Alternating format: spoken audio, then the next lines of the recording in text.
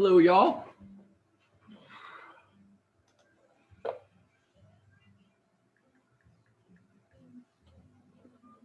Let's get the laptop working here.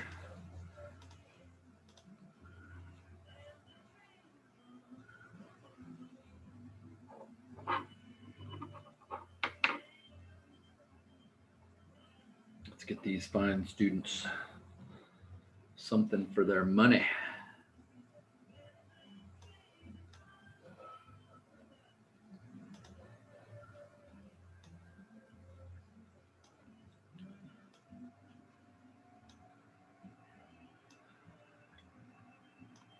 So just a little program update. The last class, my 8 o'clock class, we didn't make it to discussing 4.7, which is called L'Hôpital's rule. Looks like L Hospital.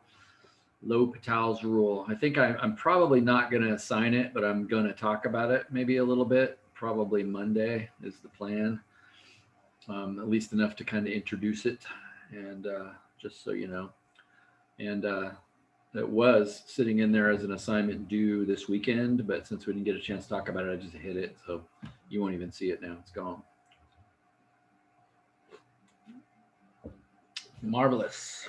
And I want to show you something kind of cool and a little bit antiquated today called linear approximation. If we're not going to talk about it, we'll be on the quiz. No. Let me double check that, but I don't think it's on the quiz.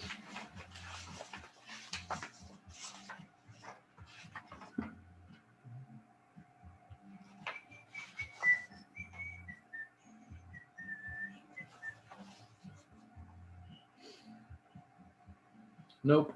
Today's topic is the last thing on the quiz, so.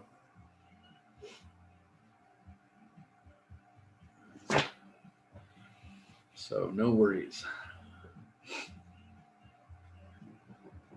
Well, before I show you the glories of linear approximation, super easy. You're not going to find this difficult at all. It'll be a peaceful day, but I'm interested in you understanding it conceptually, not procedurally.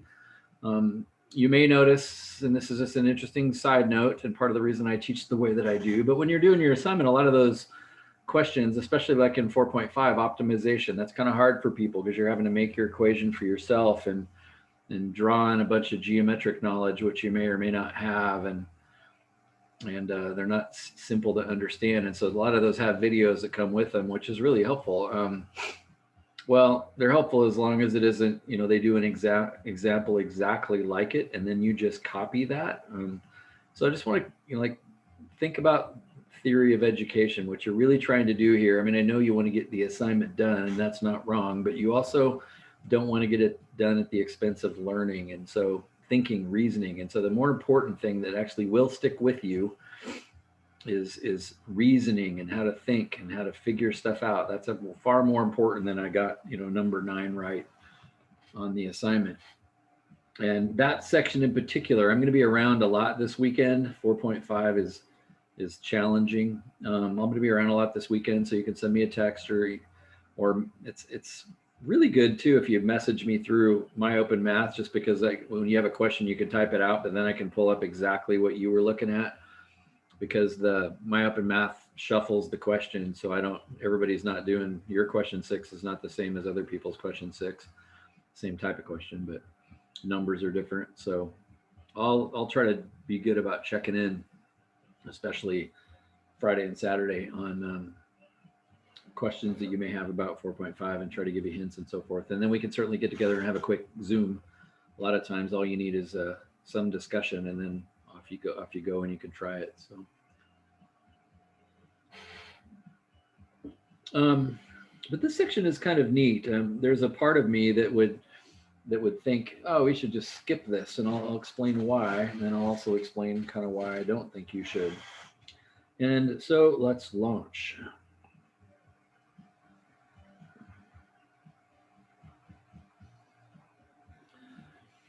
So if I ask you, what's the square of 106, you say, well, I got a calculator, so I'll produce the answer to that. And I'm going to do that right now. Actually, before I even do this, can you estimate that? Like, what would you say that's approximately equal to? Somebody like talk out loud. I'm going to pick on some people because there's some people that don't. Like 10-ish, a little over 10. Yeah, a little over 10. Now, how far would you say it is over 10? Like, is it 10.1? Is it 10.2, 10.6, 10.8? What do you think? Something in me wants to say 10.2 something because 2 squared is 4. And if you add a little bit, maybe you can push it to 6 because it's not quite 3 because 3 squared is 9. Yeah, there's some logic to what you're saying. That's not exactly true what you're saying, but there's some definite logic. And so the main thing that you should be able to do, because, and again, I want you to just stop and think about this. The right answer to this question in one respect is nobody actually knows what the square root of 106 is. It's impossible to know what it is well accurately. So I'm with you. The answer is definitely 10 plus. And so we could argue, is it 10.1? Is it 10.2? Does it make it to 10.3? It's certainly in the low 10s, right? It's barely, that's not too far past 100, and the square root of 100 is 10. And so it's in the lows. It's not 10.8. 11 squared is, I think, 121. So the square root of 121 would be 11, and we're a long ways from 121. And that's good to know in terms of your estimate. And that's why you might know that it's not 10.8 or 10.9. The square root of, say, 118 might be 10.9.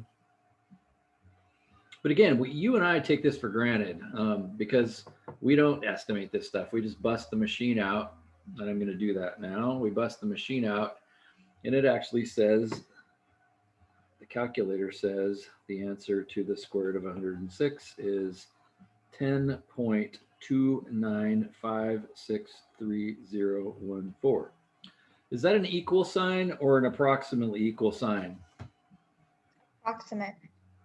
How do you know that, Eve? You're correct. Because it's not an exact answer. We're not getting like 5 square root 6 or something. And that decimal goes on forever. So that's only the beginning of the decimal. Yeah, that's exactly right. I mean, this decimal goes on so long that what Eve said is exactly true. This is only the beginning of the decimal. The decimal hasn't even started yet. Like, there's 50 billion numbers after this, and that's not even the end. So again, I just want to let you in on I've alluded to this a couple of times, but this is not something that I really understood until I taught math for a while. But this business of what mathematicians call irrational numbers is really fascinating. And irrational looks like, like that person's driving crazy, they're irrational, or that person's explanation was idiotic, they're irrational. Irrational in math comes from irratioable. In other words, it isn't possible to write this as a ratio, which is another way of saying writing it as a fraction, because a fraction is an exact answer. There is no fraction that this is equal to because the decimal goes on forever and it has no pattern to it whatsoever. And so it's not ratioable. It's not exact. And so the right answer to the question, what's the square root of 106, is nobody knows. Nobody will ever know. I don't know if you're aware of this, but there are nerds in contests, math nerds in contests, to try to figure out the longest answer. Nobody cares about the square root of 106, so there's probably no contest for 106, but you may be aware there's a contest for pi. That's also an irrational number, and there's a contest to see who can know what it is out to the most decimal places. I guess I won't go into it, but I'm tempted to.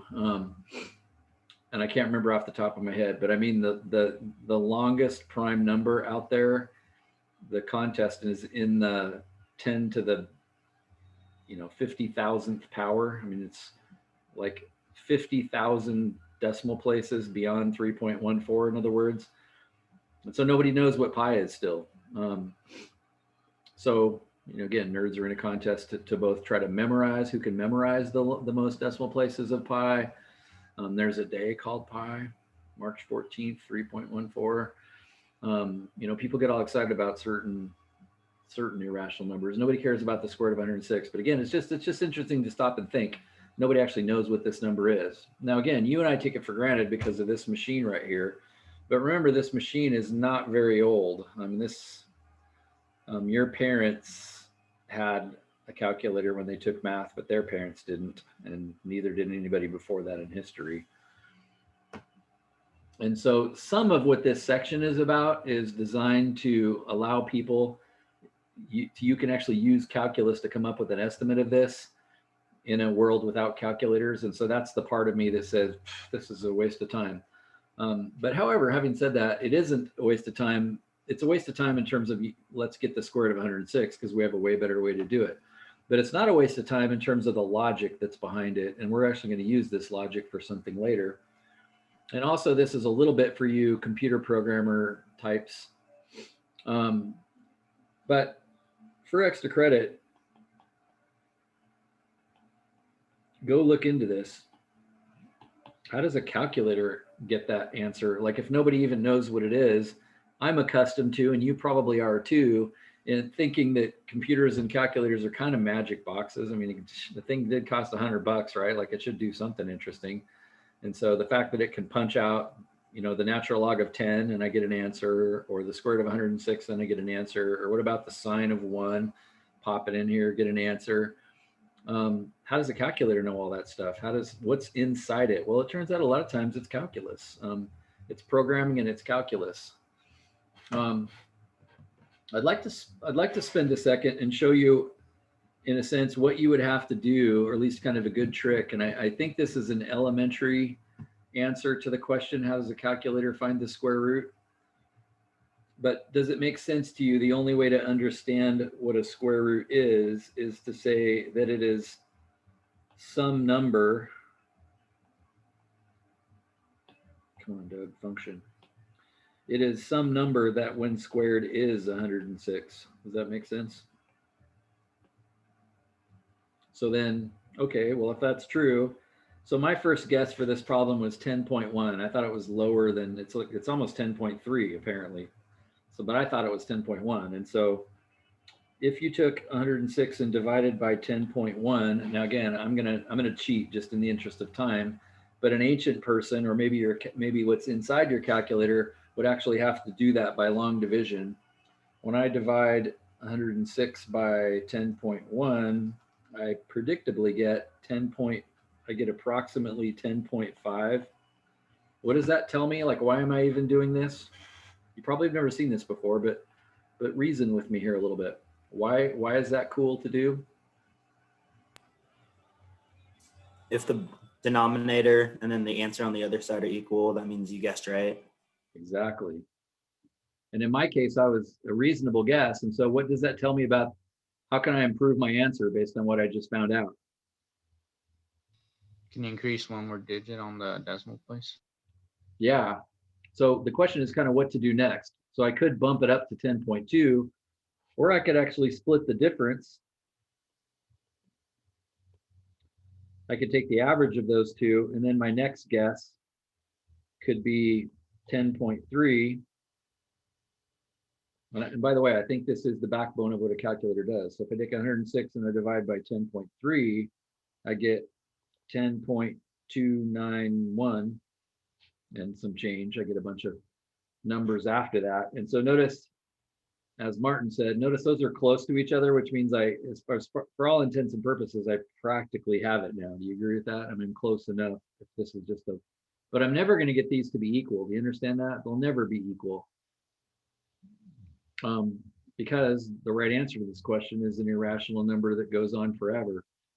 And so it's kind of this successive process of guessing and checking. And so if I was to split the difference between these two because I really wanted to get it right, I guess I would have to say that's 10.295. Isn't 10.295 halfway between 10.29 and 10.3?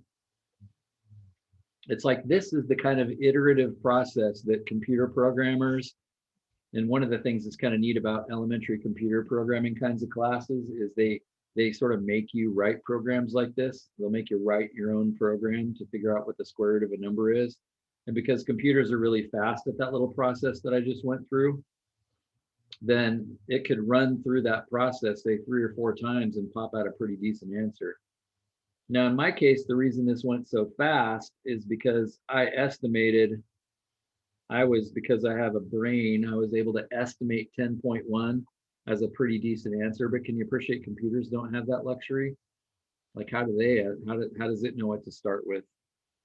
And again, I'm sure I'm wrong about this, but my guess would be it starts with, I don't know, half the number, like the square root of 106 is 53, because computer can cut it in half really easy. That's a terrible guess, but this process will still get you to 10.3 as an answer. It'll just take a little longer because your first guess was so terrible. Again, for extra credit, go look into this a little bit.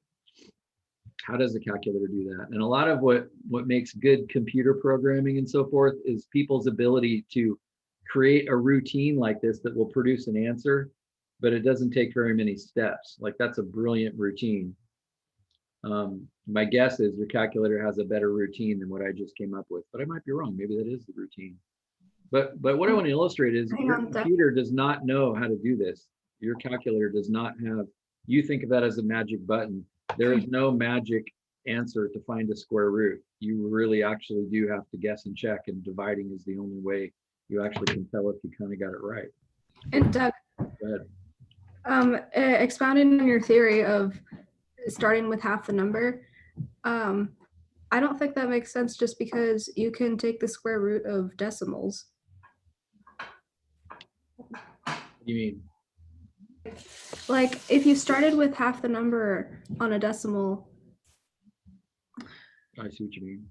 it wouldn't end up multiplying to be that number. It would just get smaller. Well, what I'm saying is if the computer had an easier system to come up with a guess and it just cut the number in half, 106 divided by, 53.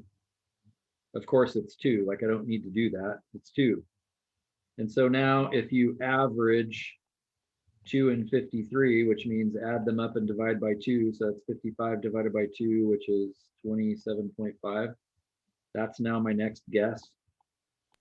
Right. Like I understand that. And that's really cool. And I think that's a really good theory as to how it does it. I just don't think it starts with half the number. That's a terrible guess. And so the question, and I can't think of anything off the top of my head. I'm just saying that's the easiest thing I could come up with. But again, the problem is you can't use square root because it doesn't know what that is. Like that's what we're trying to invent is square root. So, is there some other thing you could do? Something better than that?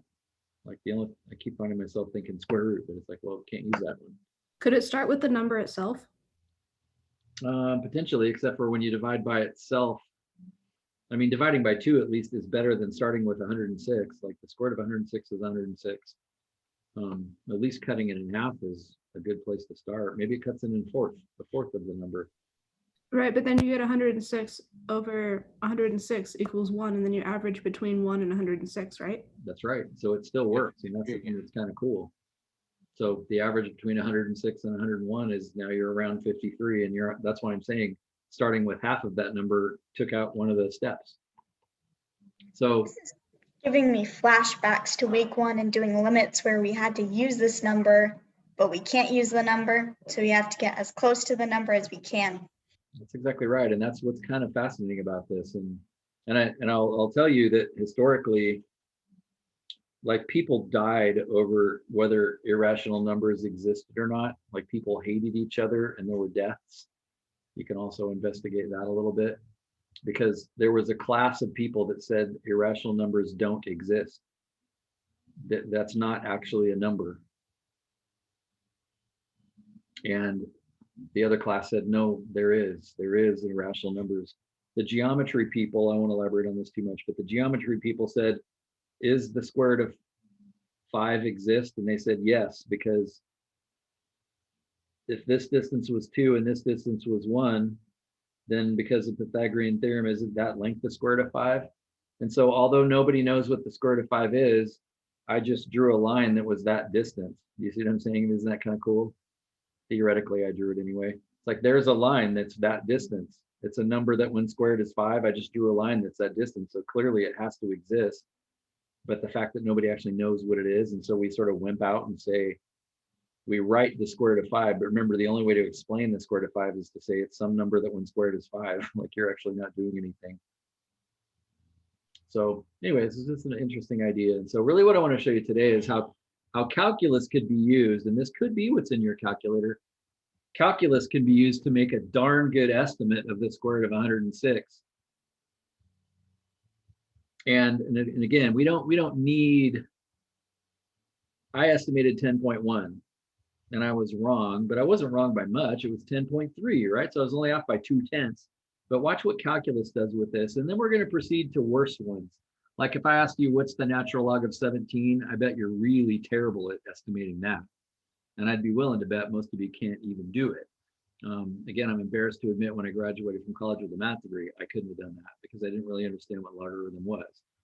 So we'll get to that. My point is we're starting with something where we're at least decent at estimating, but we're going to proceed to problems that your calculator also can handle magically, that you're really terrible at estimating. And so anyway, that's a long-winded introduction to something that's rather cool. And so the reason I think this is worth doing is just because it's like, I think I mentioned yesterday or the other day, Socrates said the unexamined life is not worthy of a man. Like to sit there and hold this machine in your hand and just be pushing buttons like a caveman and not have some sense of the brilliance of that device is kind of a bummer. And you're in a position to do that now.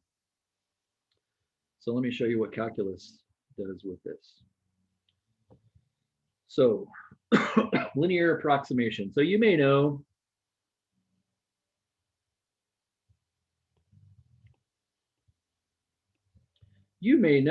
that the square root graph looks something like this.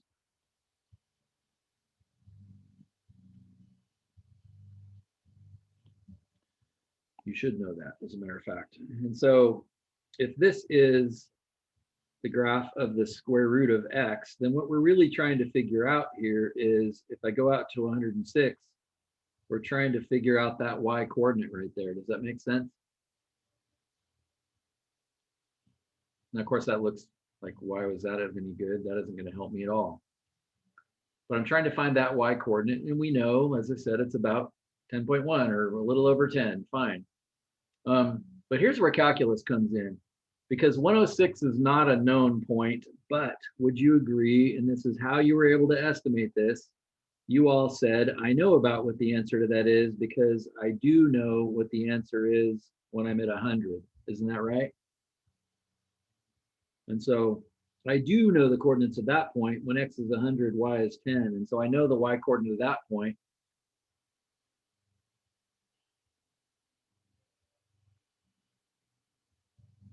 What good is all that? Well, consider this. Could you build a function for y to find 106? Well, we can build a function that will approximate it. And the simplest function we could possibly build, as this section indicates, is a line. Does it make sense you could find the equation of that line? And then if we use the line and plugged in 106, can you tell from the graph that the line would give us, let me see, I'm going to change back to green. The line is actually going to overestimate the answer to it. But what I think you'll be amazed at is how good it is, how good the estimate is. So this process is called linear approximation because we're going to approximate the red curve with a green line. And would you agree, if you kind of look close, when you're close to that point, they both look like lines. You have to zoom in on it to see it, but they both look like lines. And then the further you get away from that point, the more the red curve kind of curves away from the line. But 100 is not very far from 106. And so watch how good of a job this does. Well, in order to find the equation of that line, I have the point 110. X is 100, y is 10, but I also need the slope, don't I? And that's where calculus comes in. Don't you have the ability to find the slope of that line? So the first thing I did is I kind of found a point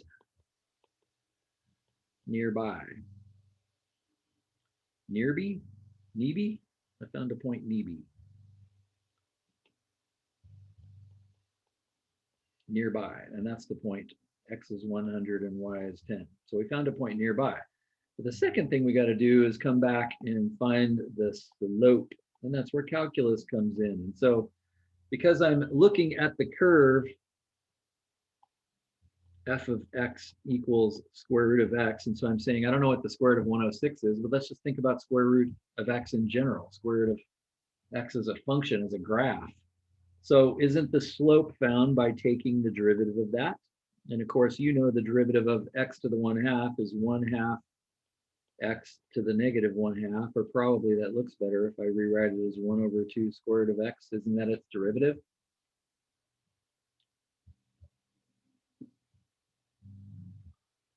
And so couldn't you then say, well, I can plug 100 for x into that because I know the square root of 100. Square root of 100 is 10. 2 times 10 is 20. So there's my slope. So I know the slope of that green line. It's 1/20. And I know the point it goes through. It's 100/10. And so we've done this more than once in this class, but couldn't I then go on to find the equation of that line? Let's go do that now.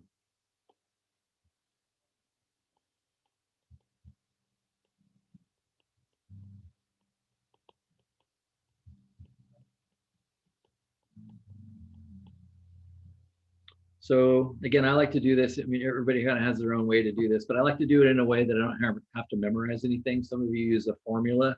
Maybe that formula is stuck in your head, but I know that all lines look like y equals slope times x plus y-intercept.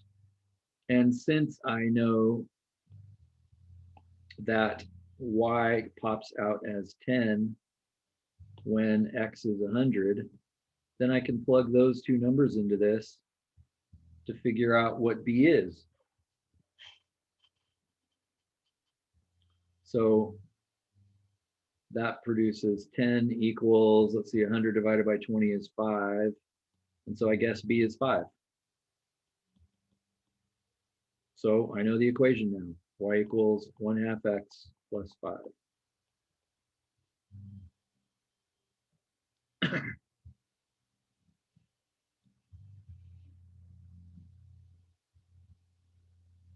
And again, why am I doing this, or what's the logic? Because that's all I really care about. We don't need this skill anymore. We don't live in the dark ages. We have a calculator. We effectively solved this problem well with technology. We had some really sharp people write computer programs and ultimately compress it into a box that isn't a computer anymore. And we can just type the square root of 106 in. So we solved our problem using technology, and we just paid someone else to do it. So I'm interested only in the logic.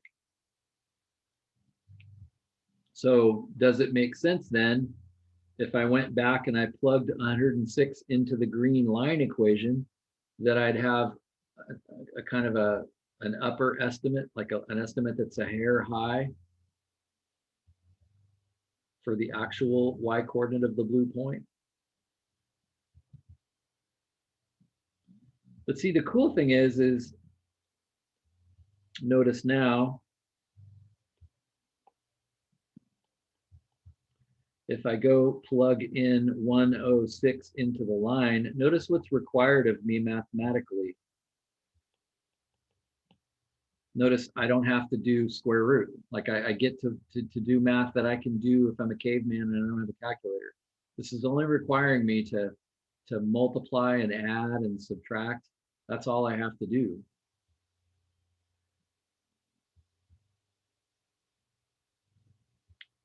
So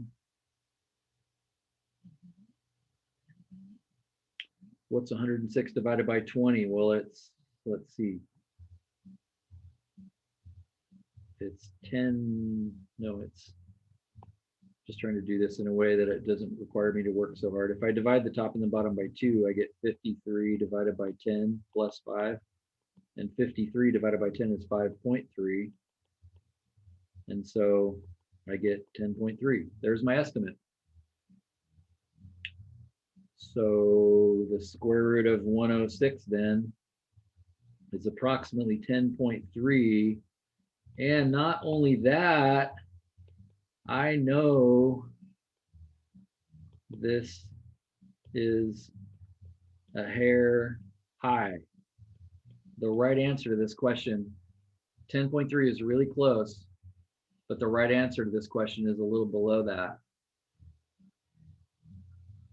That is amazing, my friends, because what did the calculator say this was?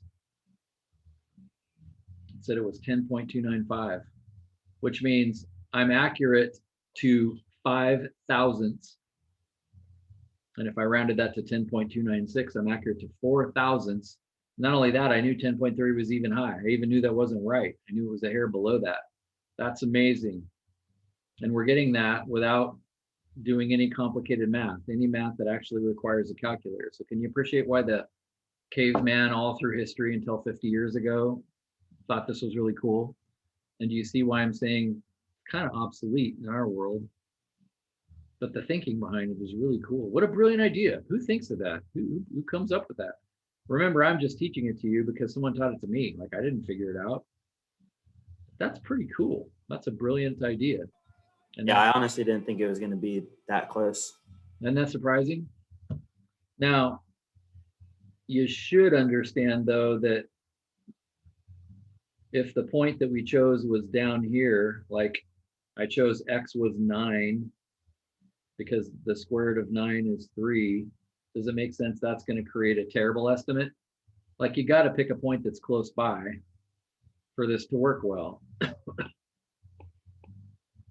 But again, that's really easy for us because we know we can estimate square roots, but we're not going to be very good at this with other functions. But yeah, it's unbelievable how accurate this is. It's crazy. So Doug, if you picked 121 and 11, would you get the same answer? That's a great question. Would we get the same answer if we picked 121 and 11? I feel like it'd be more off because it's more numbers off from 106 than 100 is.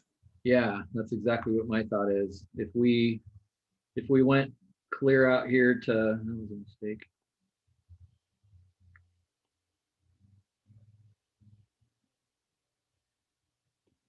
If we went clear out here to 121, that's a lot further away.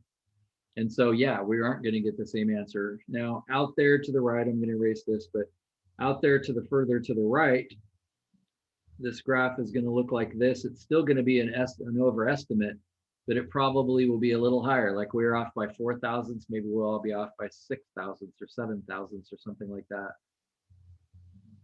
So again, in my opinion, though, the goal is not to get this problem right because we have a calculator. We don't need to do this dumb process, but rather just to learn how to think. And so it turns out your calculator makes use of this. Maybe I'll have time to talk about this at the end, but that's what we're going to talk about Monday. Your calculator makes use of this in another way that's kind of neat too. But unbelievable how accurate it is.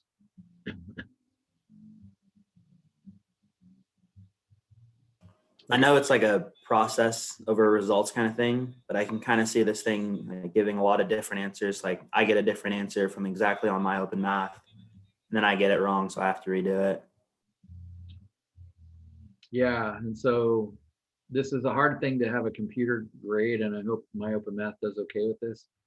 And again, of course, in our age, it's kind of like, well, I'll just cheat. I'll just, type this in my calculator and then get the answer. If I ask a question, I ask some questions like this on my quiz, but if I put a question on the test, I'm just going to be interested to see all of this thought process.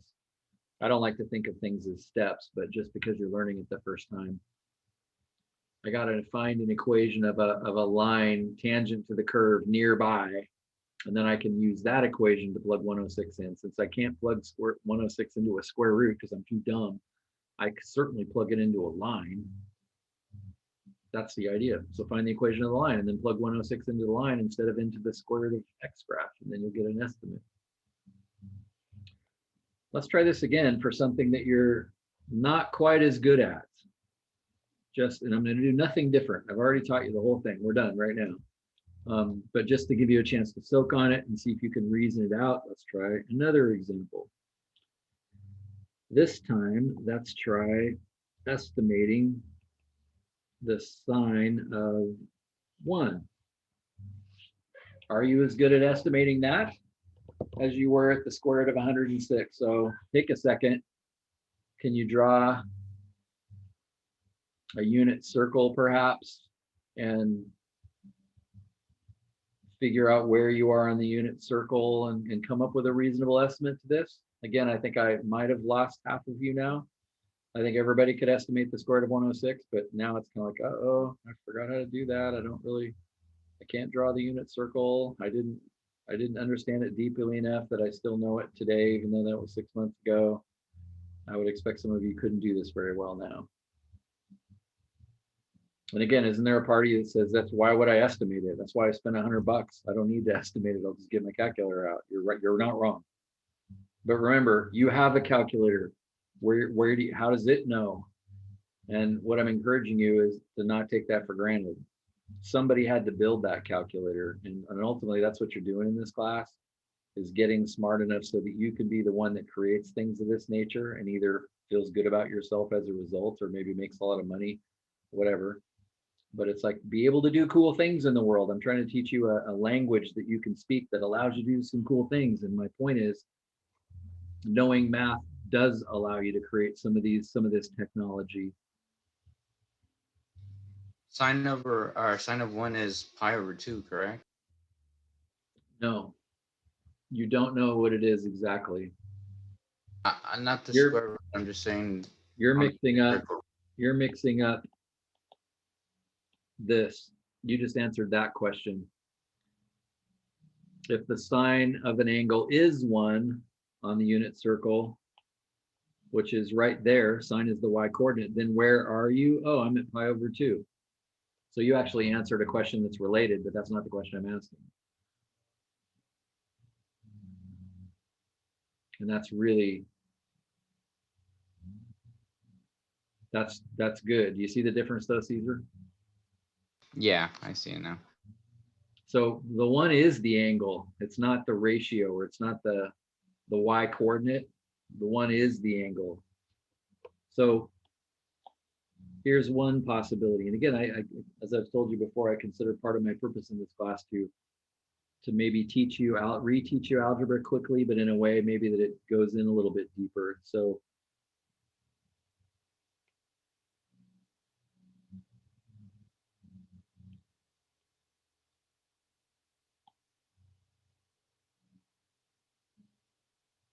where am I? If I'm at 1 radian on the unit circle? Well, because up here, this point up here is pi over 2, which is about 1.57, then since that's close to 1.5, would you agree it kind of divides the circle into thirds? Like 0.5 to here, 1 to here, and then 1.5 to there. So my point is, I'm here. That's where 1 radian is, approximately, is right there, like at 60 degrees, approximately. And so sine of 1 radian, since this is really what 1 radian looks like, is that y coordinate right there. So what would you estimate that y coordinate to be, given that the circle is radius 1?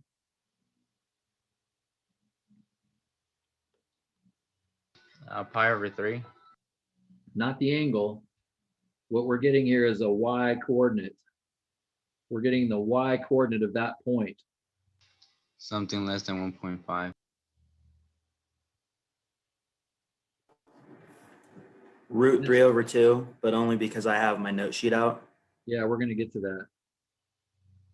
Because this unit circle is radius 1, and again, this is why people can't get this stuff to stick with them, is there's like the angle's 1, the radius is 1. So the angle is 1.57, but the y coordinate is 1. And so what's the y coordinate of the point that I'm at? I'm at this point right here.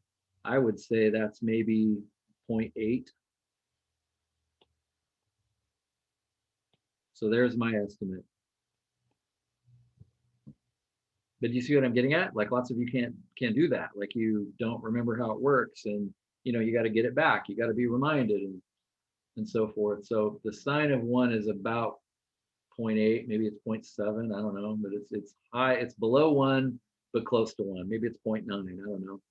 My drawing is pretty good though. Like, I drew a decent drawing. So as I said, much harder. Like, you can all estimate the square root of 106, but the sine of 1, all of a sudden you get confused because, like, is 1 an angle or is it the y coordinate? It's like, this is tougher. But again, we got a calculator that just does it, right? I mean, how does it know it?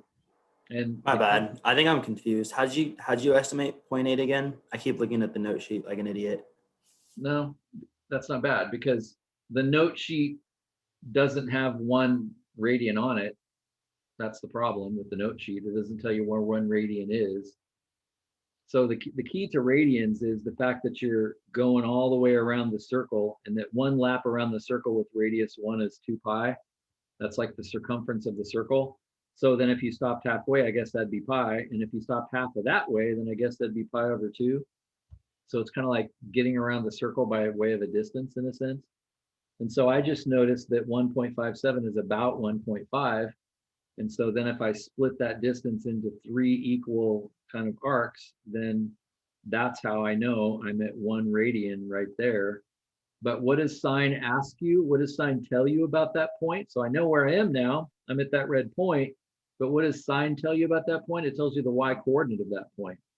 Cosine tells you the x coordinate. Well, what is the y coordinate of that point? Since Root of 3/2. yeah, the exact answer. But since I know that the radius of the circle is 1, I just know that I'm, well, a hair below 1. And so I'm guessing based on the proportions of the picture that it's about 0.8 instead of 0.7 or 0.9. What's closer to 0.8 to me? So yeah, you can look at your sheet and see that it's the square root of 3/2, but I ask you the same question. Can you rebuild that? Can you, and again, the answer on your sheet is not right because square root of 3/2 is when you're at 60 degrees. We're not at 60 degrees. We're not exactly at 1/3 here. So my overall point is like, how does your calculator know what it is? I mean, you can bust your calculator out and take the sine of 1.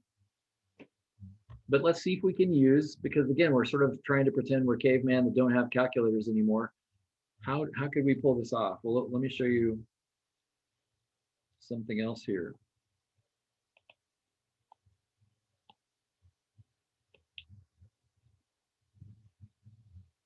So would you agree that's actually the graph of sine of x?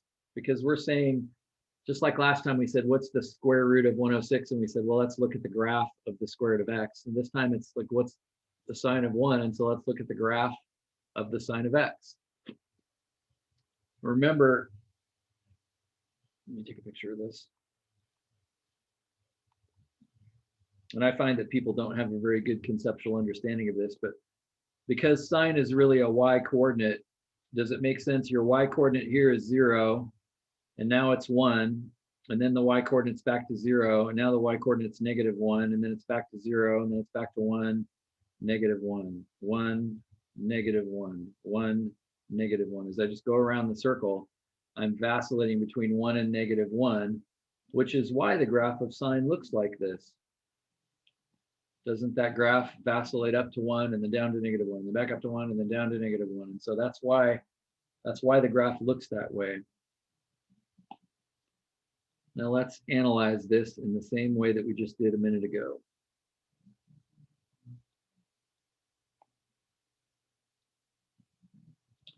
Except for this time I have a good graph. Last time I just kind of drew my own quick square root. So let's use this graph to estimate. Again, you can use graphs to estimate things. And so if I go to right there, which is y is 1, well, you tell me, what does that estimate look like? Over here we have 1. And so this, of course, would be 0.5. So I'm definitely above halfway. Halfway would be 0.75. I'm definitely above that. Would you agree then my 0.8 is probably a pretty good estimate? Because we have a good graph of it now, and that's the cool thing about a graph, is it gives you a good estimate. So that's what I'm after. I'm after that point right there. But what I need then is some point nearby this. So the second part of this is or I should say the first part, I need a point nearby. Last time the square root of 100 was nearby. Is there the sign of anything that you know that's nearby this? Would it be half? Notice A half looks pretty close, but notice it's not perfect. Like 1/2 is pretty close.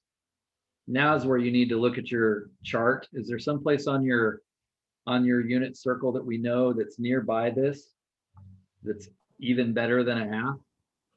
I see where I jumped ahead now. Yeah, pi over 3 would be a decent estimate. Yeah. So here's where pi over 3 comes in. I did it again. Nearby. Well, nearby is pi over 3. Notice pi over 3 is 3.14 over 3. That actually is nearby. That's pretty close to 1, isn't it? And we know the sign of pi over 3. That's the square root of 3 over 2. And so you're right, you were jumping ahead a little bit. So that's what makes the square root of 3 over 2 a decent estimate to this. But we're going to do even better than that. So nearby then, the point is actually x is pi over 3 and y is the square root of 3 over 2. Like that's perfect, just like 110 was perfect a minute ago. Now, where's that point on the graph? Is it to the left of our red point or is it to the right of it? To the right.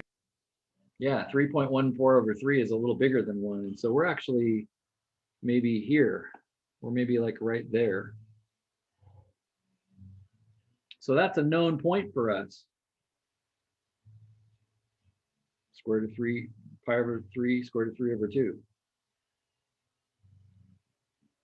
So I'm going to mark that on here. And I'm purposely actually drawing it further away than it really is. And so the coordinates, I don't want to draw like that.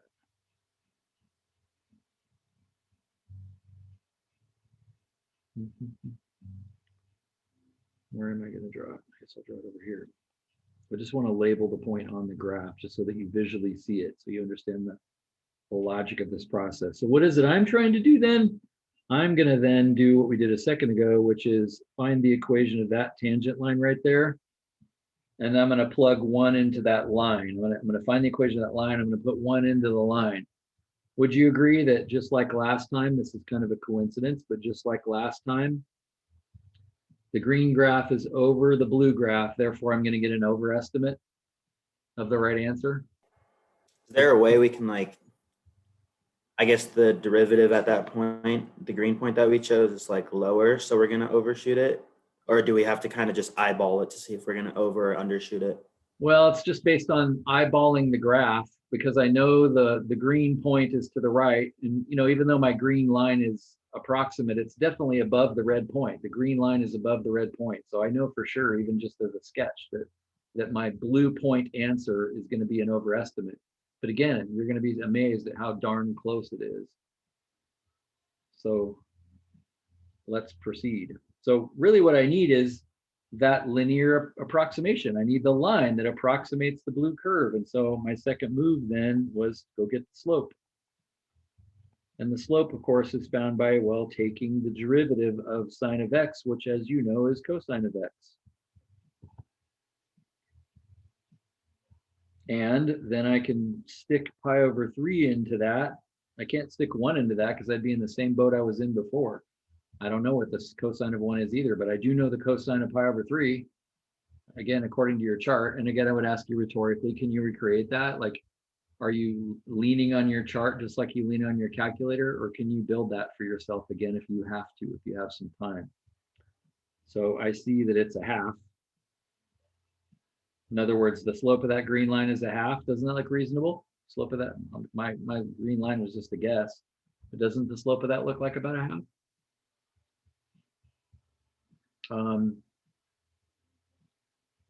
Yeah. Yeah. So now I got everything I need. I've got a point and I've got a slope. And so now I can actually find the equation of that tangent line. So again, in my old school way, I'm thinking, okay, I know the slope is a half. And if I put in the point that I do know, and this is a little uglier than usual, but if I put in when x is pi over 3 on my line, I know I'm supposed to get a y value of the square root of 3 over 2. then I can figure out what b is. So let's see, what would be b? So I'd have the square root of, I'd have 1/2 times this pi over 3, which is pi over 6. So I'd have to subtract that pi over 6 to this side. And so that's what b is. Wow, that's kind of an ugly equation. Y equals 1/2 x plus square root of 3 over 2 minus pi over 6. I could find a common denominator and add those together and make them one number, but that isn't going to save me any trouble.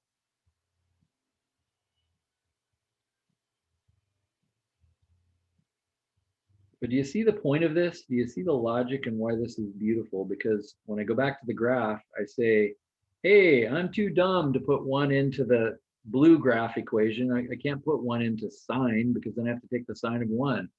But can I put 1 into the green graph? Well, yeah, it's just a line. Like I chose a really simple equation. It's a line.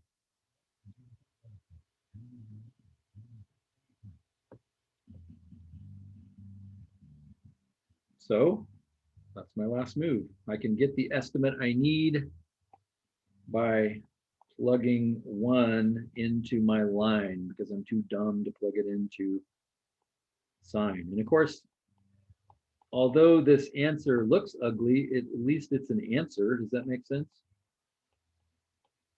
So I get a half. Oops, I forgot.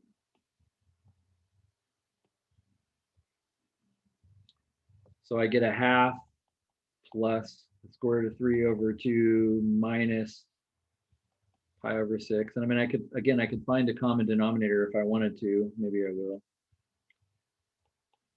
I don't, it doesn't really do me any good, but if I multiplied the two first fractions times 3, then I'd have 3 over 6 plus 3 square root 3 over 6 minus pi over 6. So I could write them all over the top of 6. But you see what I mean? Like, did that really do any good? Now, here's the interesting part. Again, this is why I feel like this is kind of dumb. But remember, the ancients could do this. Well, how are they going to get the square root of 3? Well, they're going to have to do the whole process we just did. But I'm just going to cheat in the interest of time and figure out what 3 plus 3 square root 3 minus pi is divided by 6. And I get 0.842. I have to round that off because it's got a square root in it and it's got pi. It's got two different irrational numbers in it. So first of all, it's like, hey, I estimated 0.8. That's pretty good. But calculator check. You got your calculator. What's the calculator say that the sine of 1 is? You punch it in. You got to be in radian mode. Sine of 1, 0.84147, 0.841. OMG. We got it. Using this technique, we estimated the sine of 1 accurate to 1/1000th. That is amazing. That is cool. So don't think of your calculator as a magic box. How does it know what sine is? How does it know what the sine of 1 actually is? And that turns out to be massively complicated. I've alluded to that a little bit. I showed you guys the infinite series expansion for sine, which if you stay with me through spring term, I'll actually teach that to you so you actually understand it. Where does it come from and how does it work? That's what's actually programmed into your calculator. So it actually, the reason you know the sine of 1 in your calculator is actually because of calculus, and it's not calc 1, it's calc 3. So that's why you paid $100 for this machine. So it's a magic box for most people. It was a magic box for me all the way through college, even though I had a math degree, because I never saw this and I never had to take calc 3. But unbelievable. I mean, do you see the concept? It's a really simple idea.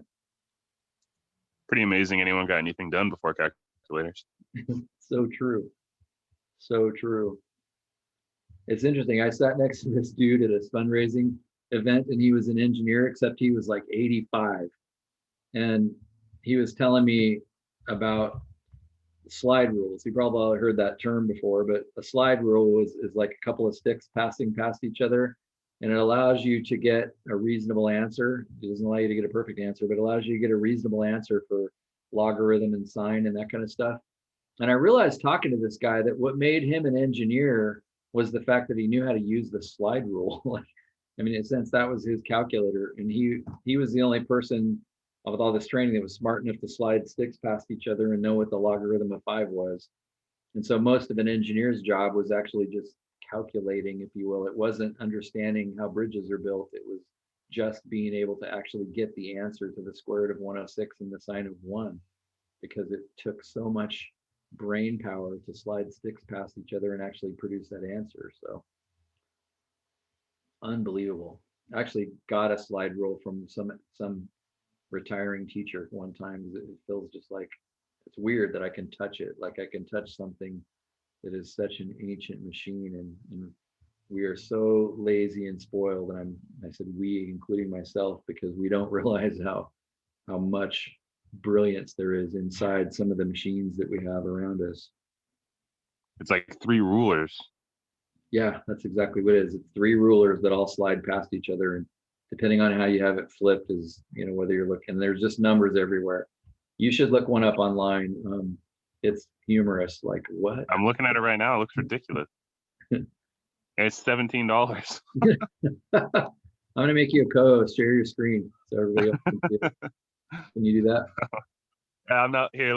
I'll just look it up on online. But let's see. So it's Were you using your computer or your phone? I was using my phone, but this is like, it pops up right here. Did you share your screen? Oh, did I? Gotta stop sharing my screen. Sorry. Oh no, you're good. Screen.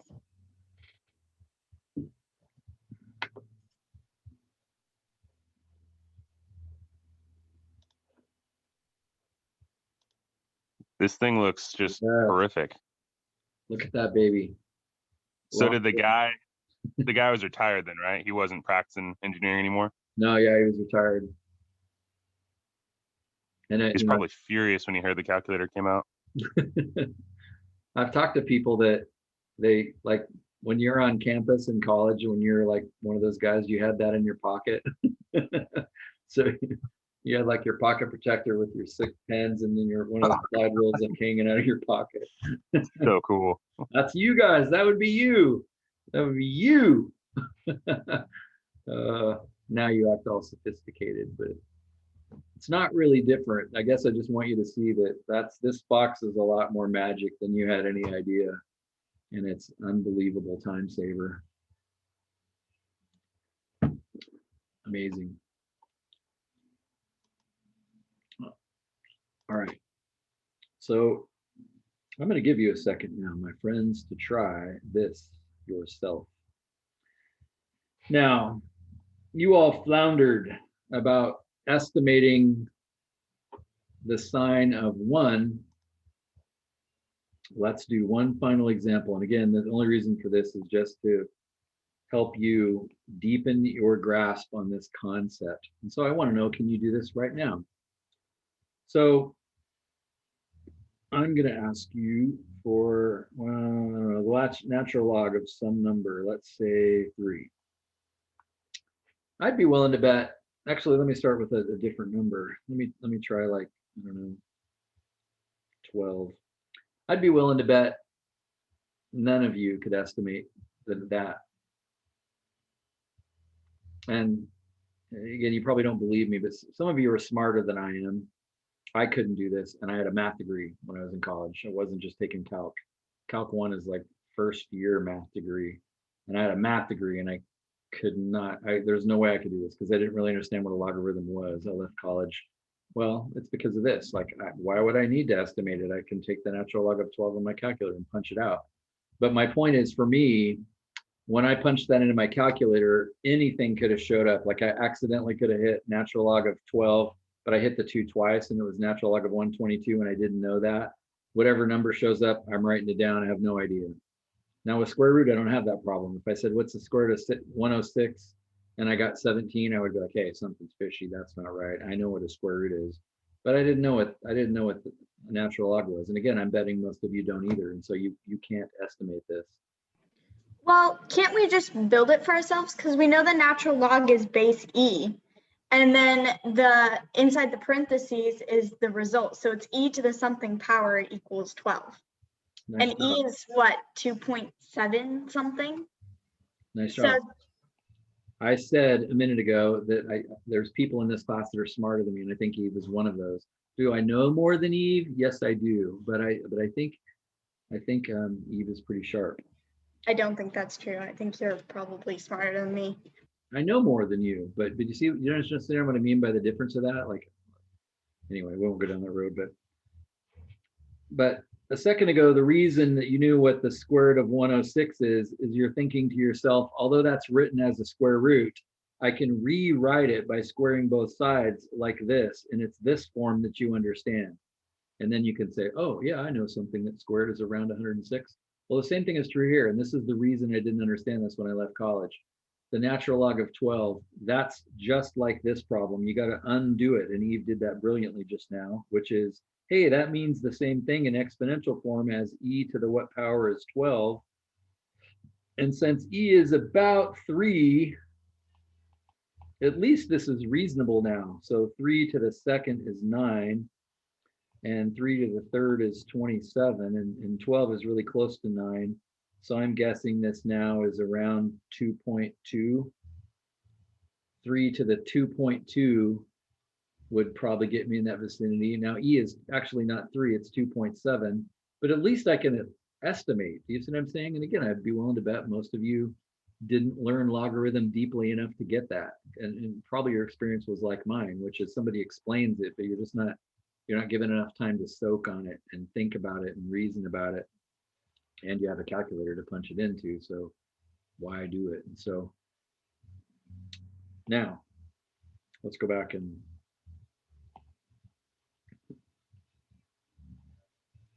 I'm going to ask you something that's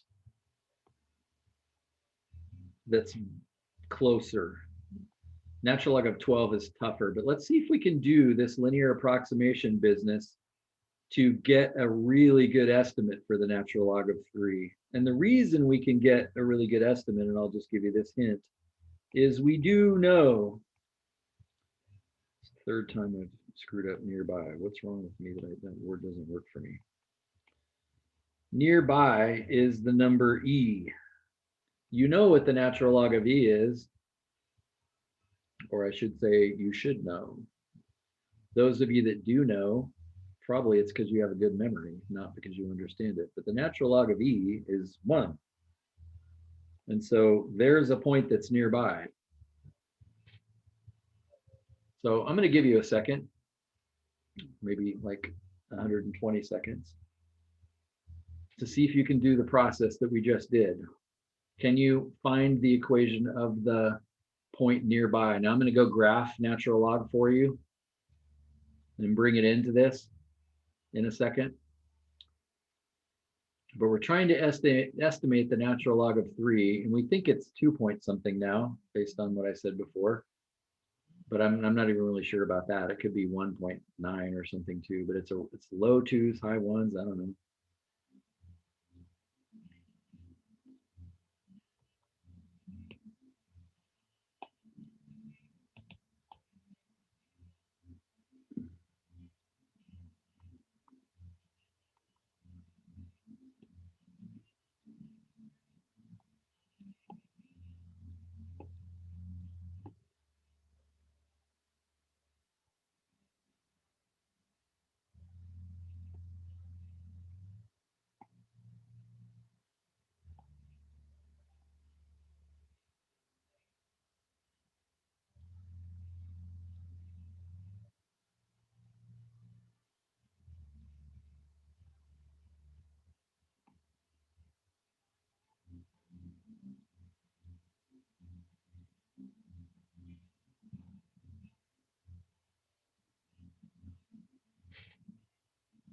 You may notice that the graph that I now put up for you to see shows a way different estimate than what I attempted lamely a minute ago.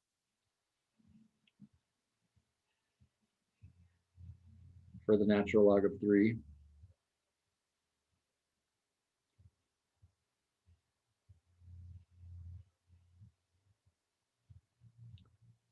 Notice over here, that would be 1. And since 3 is right here, the natural log of 1 is right there. It's a hair over 1. So my estimate of a little over 2 was terrible, even though I know what logarithm is. Estimating is kind of hard. Oh, that was for 12. I'm mixing it up. Never mind. That was for 12. It's totally unrelated. It's a hair over 1. Well, of course it is, because the natural log of 2.718 is 1. So the natural log of 3 would be a hair over that.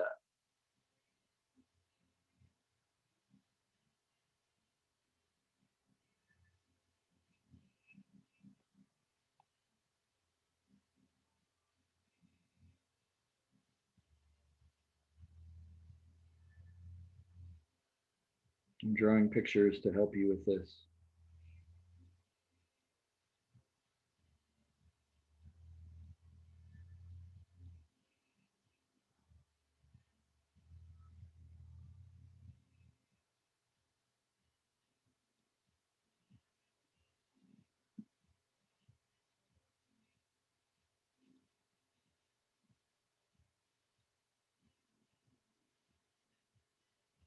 So cool.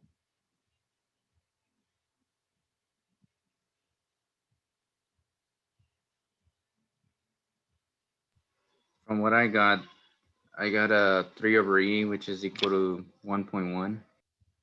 Sounds good. That certainly agrees with the graph.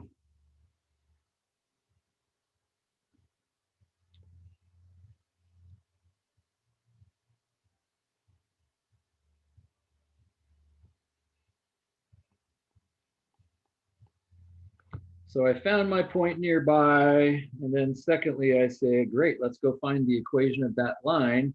But in order to do that, I got to find the slope. So I consider the function not natural log of 3, but natural log of x. And then I say, oh, I know how to take the derivative of that. I know how to make the slope finder. The derivative of natural log of the junk is 1 over the junk times the derivative of the junk, but the derivative of x is 1. And so then I can plug in the point that I know, because remember, I'm trying to find the green line, which is not touching the red point. The red point is doesn't exist because I don't know anything about it. I know the green point, so I can plug E into this and I get 1 over E. So that's kind of an interesting slope. Notice I don't have to estimate that. I can just leave it as 1 over E. So I have a point, and now I have a slope, and that's all I need to find the equation of the line. Switch colors because it's fun. So equation of the tangent line, or the linear approximation of the blue curve. That's what we're doing in this section. So I know it's y equals the slope times x plus b. And I know that when x is e, y needs to be 1 because of the point that I know. That's interesting. Do you see what happens here? The e's cancel, right? Yeah, you get e over e, which is 1. So you get 1 equals 1 plus b. So I guess b is nothing. So the equation is just y equals 1 over e times x. That's my equation. Does that fit the picture? Remember, b is the y-intercept. Does it look like my line is aiming toward 0? Darn close. I don't know if it's perfect, but remember that green line wasn't really a tangent line. It was just a sketch, just an estimate, but it's certainly aiming to 0. So again, do you do math like that? I'm always trying to encourage you to reason, think. That's the most important thing here. Nobody cares if you can get the natural log of 3 without a calculator. That just makes you a dork. You're just learning how to think. So are you thinking when you're doing math? If you're not, you're not learning math. Hey, look, it aims at 0. I don't think I screwed up. So that means I now have an excellent approximation. I now have an excellent approximation for y equals the natural log of x. But remember, is it an approximation for everything? No, that line's a terrible approximation for the natural log down there. Like it only works nearby. Does that make sense? I can't just use that to plug in X is 0.5. I have to plug stuff in that's near E. Otherwise, this is approximation is terrible. By the time I get down to here, it's off by a lot. So understand what I mean when I say we have an approximation. It doesn't work everywhere. So this nearby concept, the point that I found nearby is really key to this. It only works for things nearby. So now I can actually find my estimate.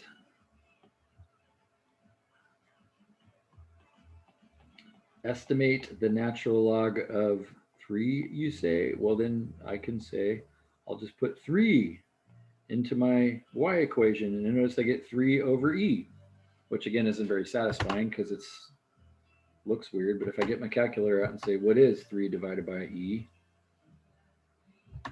I get 1.104.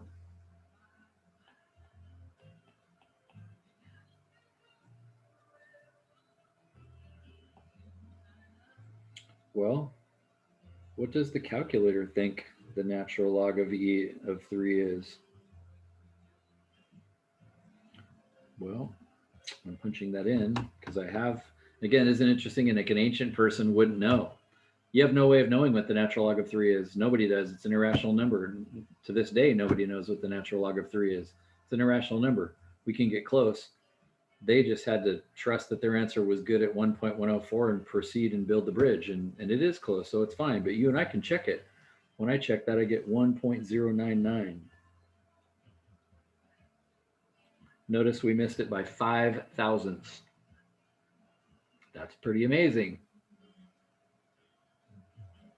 Wow.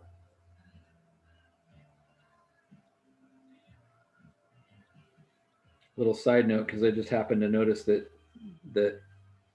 this was in your quiz, and I didn't remember that I did this, but since the difference is 0.005, you could actually answer the question, what percent are we off? We're off by 5 thousandths, but what percent is that? Well, if I took 0.005 and divided by 1.104, notice you can only know how much you're off if you know the right answer. And if you know the right answer, then there's no reason to use 1.104. That's dumb. But it's just kind of cool to note. If I take 0.005 and divide by 1.104, I get 0.0045. In other words, 0.5%.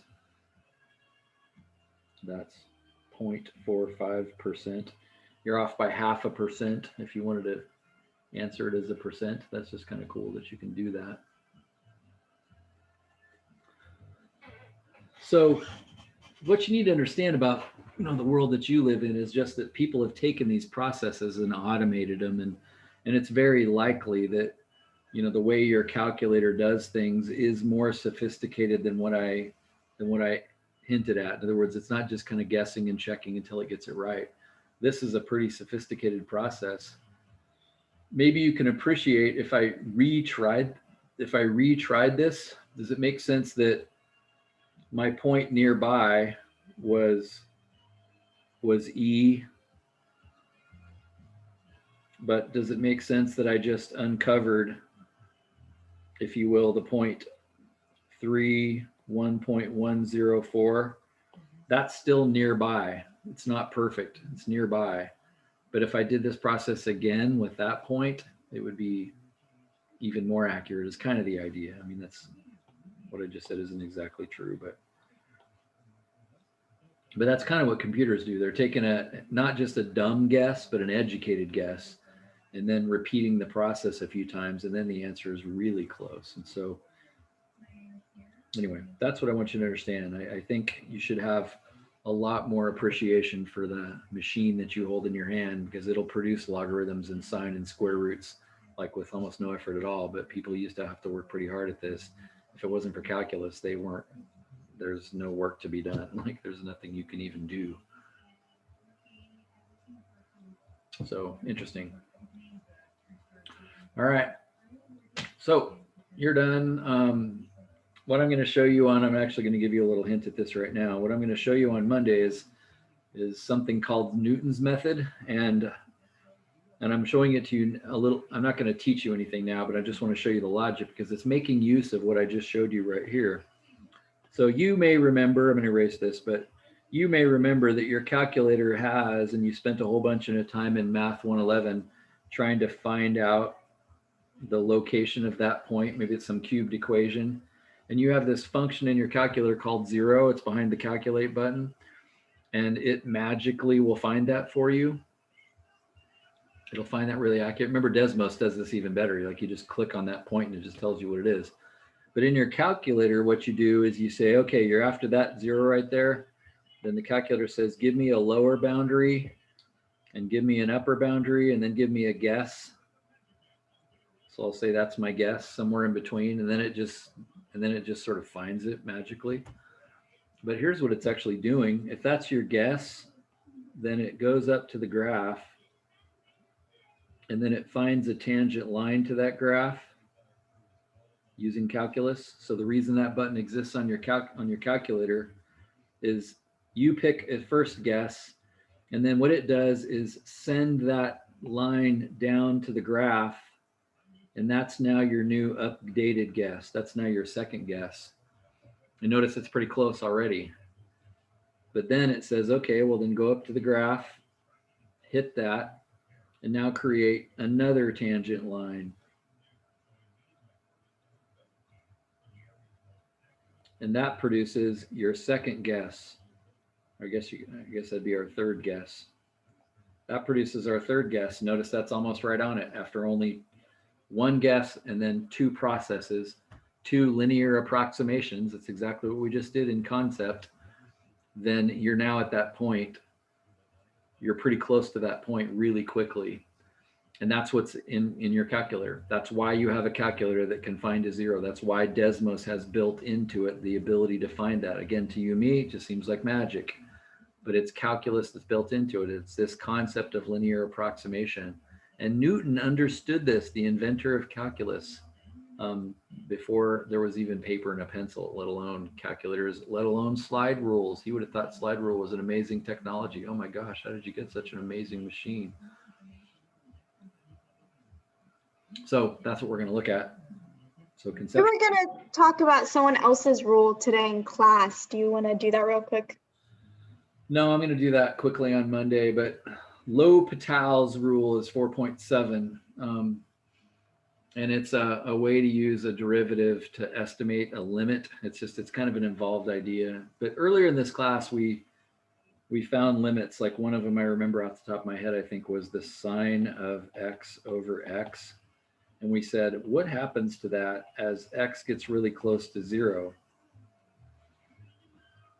And we had some reasons to do that, but if you actually try to put 0 in, you get 0 over 0 and it explodes. And yet in your calculator, if you say, okay, well, I can't put 0 in, but I'll get my calculator and I'll type in, I don't know, 0.1. What's the sine of 0.1 divided by 0.1? When I type 0.1 in, I got approximately 0.998 out, which makes me think the limit of this must be on its way to 1. When I try x is 0.01, the sine of 0.01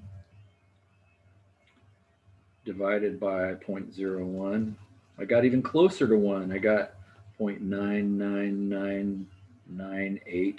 So I'm now prepared to say, I think it's approaching 1. But we didn't prove it. Like, how do you know? How do you know that it's actually 1? Well, L'Hopital's rule has to do with taking the derivative of that statement. If you take the derivative of the top of that, the derivative, not of sine over x, but the derivative of sine and the derivative of x separately, not quotient rule. You know what the derivative of sine is, it's cosine. You know what the derivative of x is, it's 1. Now x can actually be 0. Do you agree with that? You can actually let x be 0. You don't have to just wimp out and get close. What's the cosine of 0?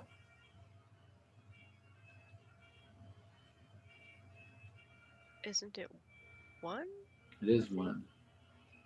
So cosine of 0 is 1, and so you end up with 1 over 1, like you actually get 1. And so L'Hopital's rule has to do with the fact that if you're taking a limit of something that isn't working, sometimes you can actually take the derivative of the top and the bottom separately, and you get a new equation, and yet the limit of the new equation is the same as the limit of the previous one. And so in that way, I just proved using L'Hopital's rule that you can take the derivative. But again, there's a lot to it, and you can't just do it every single time. It depends on the situation, and it's all complicated. But that's the gist of what looks like L. Hospital's rule, 4.7 in your book. L'Hopital, French. He was a French mathematician. Anyway, that's just a quickie since we had a minute. But I'm going to delete all of that. All right, get yourself out of here and go have yourself a good day. It's looking sunny outside, so put your slide rule away and go for a walk. Or better yet, go for a mountain bike ride. That'd be even better.